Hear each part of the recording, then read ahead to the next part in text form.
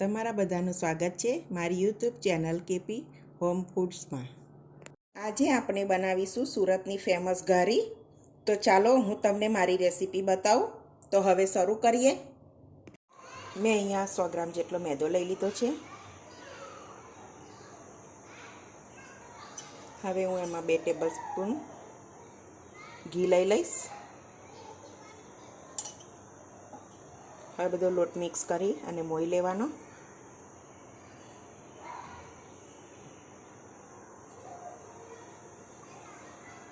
હવે બરાબર મિક્સ થઈ ગયું છે।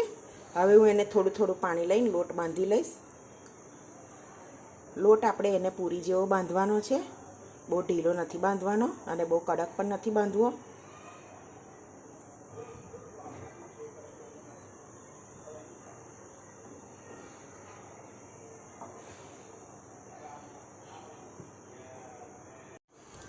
લોટ બંધાઈ જેવા આવ્યો છે। આપણે એને થોડું ઘી નાખી અને એને સ્મૂથ કરી લઈશું, મસળી લઈશું બરાબર।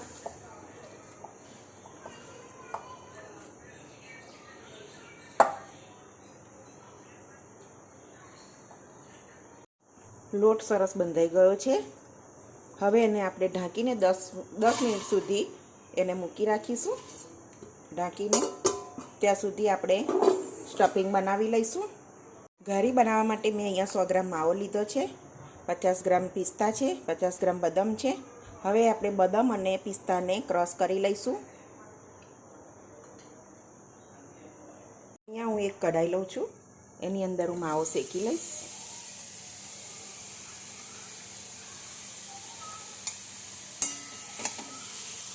આપણે માવાનો સરસ શેકી લેવાનો માવો,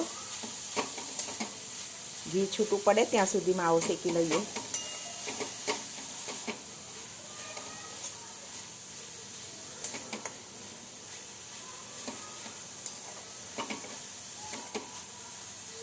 હવે માવો શેકાઈ ગયો છે, તો હવે એને આપણે કાઢી લઈશું એક બાઉલમાં।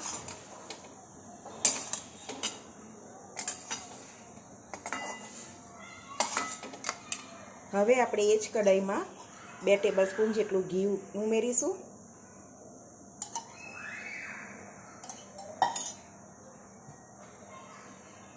એમાં 2 ચમચી જેટલો ચણાનો લોટ, એને આપણે શેકી લઈશું।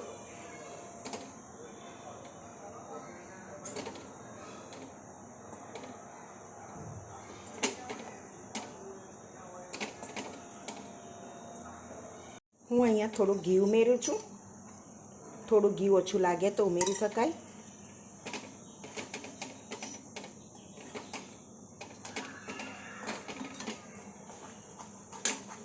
થોડો લોટ છે એટલે શેકાતા વાર નથી લાગતી। સરસ શેકાઈ ગયો છે લોટ।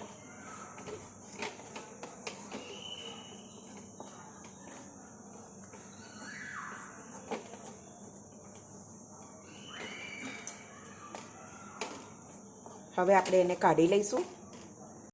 હવે આપણે બધું મિક્સ કરી લઈશું।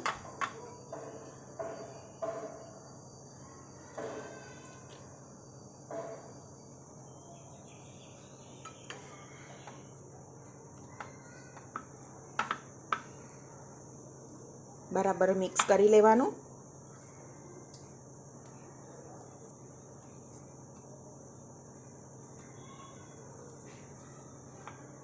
હવે આપણે એને ઠંડુ પડે ત્યાં સુધી રહેવા દઈશું। હવે આપણે સ્ટફિંગ જોઈ લઈશું, સરસ ઠંડુ થઈ ગયું છે। હવે આપણે એમાં આ રીતે બૂરું ખાંડ આવે છે, હું એ લઉં છું। તમારી પાસે આ ના હોય તો તમે સાકરને દળી શકો છો, દળેલી સાકર નાખી શકાય। હું અહીંયા 100 ગ્રામ જેટલું બૂરું લઉં છું। ગળપણ તમારા સ્વાદ પ્રમાણે લઈ લેવાનું। થોડી હું ઇલાયચી નાખું છું। હવે બરાબર મિક્સ કરી લઈશ।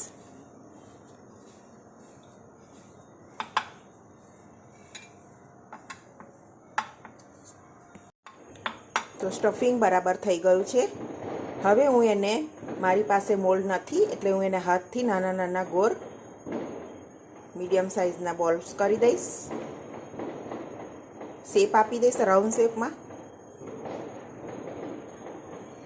હું આ સાઈઝની ઘારી બનાવું છું।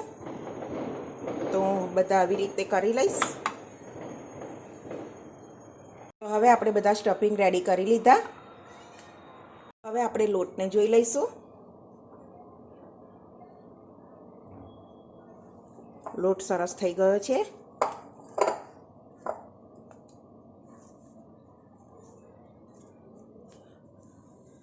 હવે એને આપણે થોડા થોડા નાના નાના લુવા કરી દઈશું ગુલ્લા.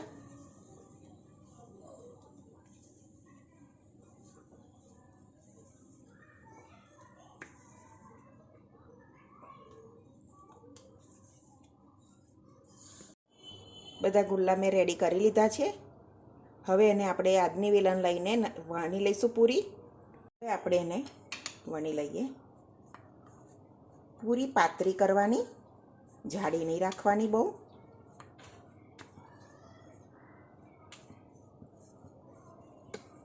તમે જોઈ શકો છો.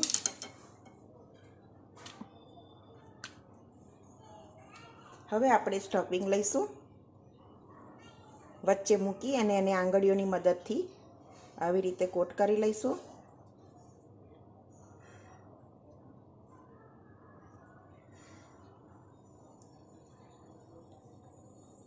બધું ભેગું કરી અને દબાઈ લેવાનું. એને પણ રાઉન્ડ શેપ આપી દેવાનો સરસ.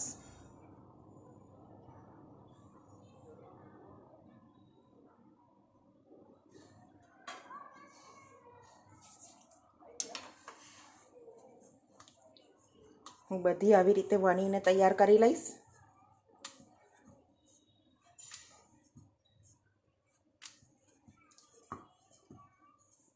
બીજી પણ હું આવી રીતે કરીશ.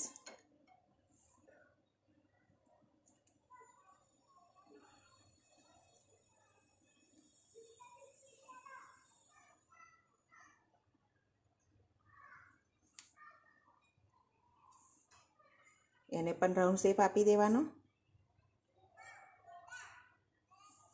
બધી આવી રીતે બનાવી લઈશ. બધી ઘારી બનાવીને તૈયાર કરી લીધી છે. હવે એને આપણે તળી લઈશું. અહીંયા મેં એક કઢાઈમાં ઘી લઈ લીધું છે. એને ગરમ થવા દઈએ આપણે. હવે ઘી ગરમ થઈ ગયું છે. ઘી બહુ ગરમ નહીં થવા દેવાનું, બબલ્સ ના આવવા જોઈએ.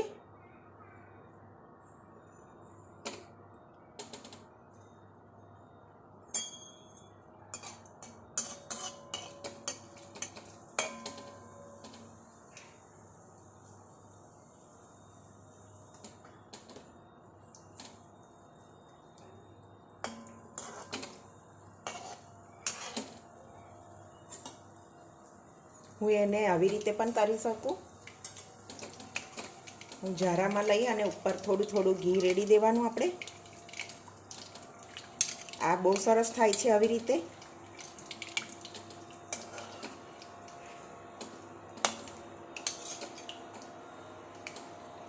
તમને જે રીતે ફાવે એ રીતે તળી લેવાની.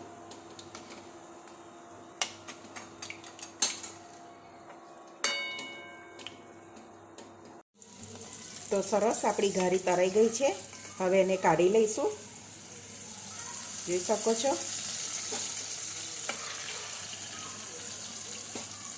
હું બીજી પણ એવી રીતે તળી લઉં છું.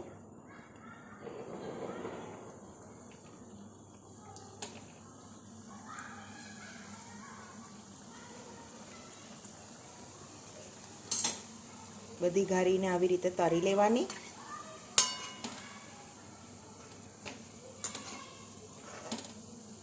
ત્રણ 4 મિનિટ લાગે છે ઘારી તરાતા.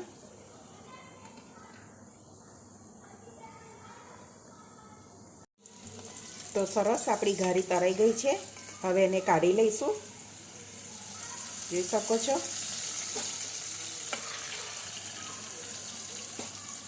હું બીજી પણ એવી રીતે તળી લઉં છું.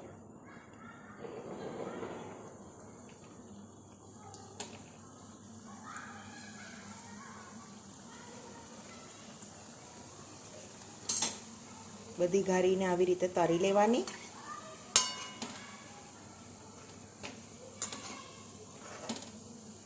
ત્રણ 4 મિનિટ લાગે છે ઘારી તરાતા.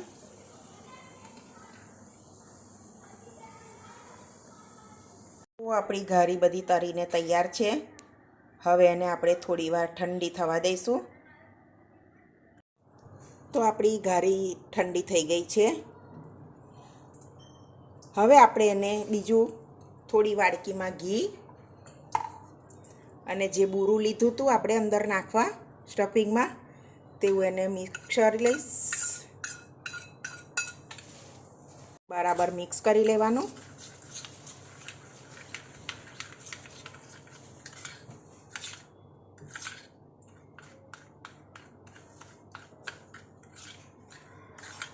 મિક્સ થઈ ગયું છે.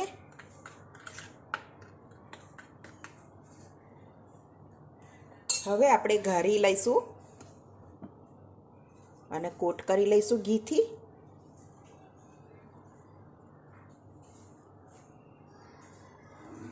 તો હું અહીંયા બધી ઘારીને કોટ કરી લઈશ આવી રીતે. અહીંયા બધી ઘારીને ઘીને એનાથી કોટ કરી લીધી છે. હવે આપણે એને થોડીવાર ફ્રીજમાં રાખી લઈશું, અડધો કલાક જેવું. તો હવે આપણી ઘારી સરસ બીજી વાર થઈ ગઈ છે. હવે એની ઉપર હું બીજી વારનું કોટિંગ કરી લઈશ ઘીથી. સરસ થોડું ઠરેલું એવું ઘી લેવાનું. હું બધી ઘારીને આવી રીતે કોટ કરી લઈશ.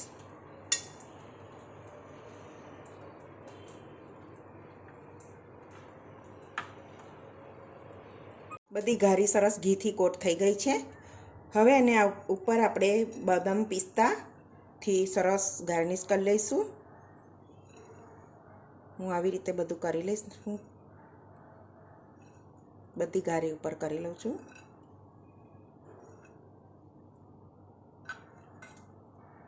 આપણી ઘારી ફ્રીજમાંથી કાઢી લીધેલી છે, તો હું તમને કાપીને બતાવું કેવી બની છે.